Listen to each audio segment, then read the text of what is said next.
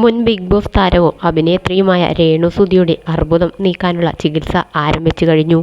Kottayam medical കോളേജിലാണ് താരം ചികിത്സ ആരംഭിച്ചിരിക്കുന്നത്. കീമോ ആരംഭിക്കുന്നതിന് മുന്നോടിയായി കഴിഞ്ഞ ദിവസം ശരീരത്തിൽ പിക്ക് ലൈൻ ഇട്ടതായി രേണു അറിയിച്ചിരുന്നു. നമസ്കാരം, ശരീരത്തിൽ പിക്ക് ലൈൻ ഇട്ടതിന് നല്ല വേദനയുണ്ട്. വീട്ടിൽ ഞാൻ തിരിച്ചെത്തി. മുഖത്തൊക്കെ പാടുകൾ വന്നു തുടങ്ങി. ശരീരത്തിലുമുണ്ട്. ഭയങ്കര വേദനയുണ്ട്. വേദനയുമായി കിടക്കയിൽ കിടക്കുമ്പോൾ ഞാൻ പാട്ടുപാടി ആശ്വസിക്കാറുണ്ട്.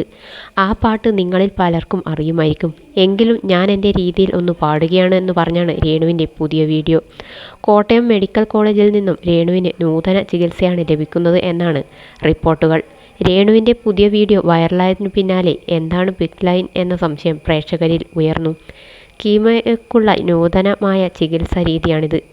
കോട്ടയം മെഡിക്കൽ കോളേജിൽ തന്നെ ആദ്യമായിട്ടാണത്രേ ഒരു രോഗിക്ക് കീമോ ചെയ്യുന്നതിന് മുന്നോടിയായി പിക്ക് ലൈൻ ചികിത്സാരീതി ലഭിക്കുന്നതെന്നും റിപ്പോർട്ടുകൾ പറയുന്നു.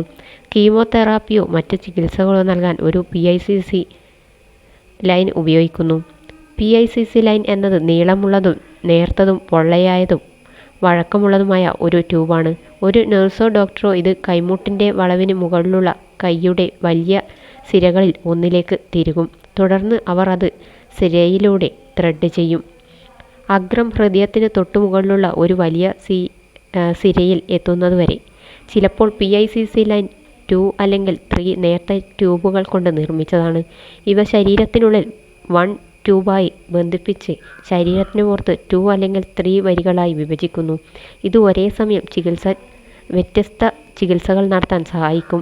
ഓരോ വരിയും സാധാരണയായി ഒരു പ്രത്യേക തൊപ്പി അല്ലെങ്കിൽ ബങ്ക് ഉപയോഗിച്ച് അടച്ചിരിക്കും.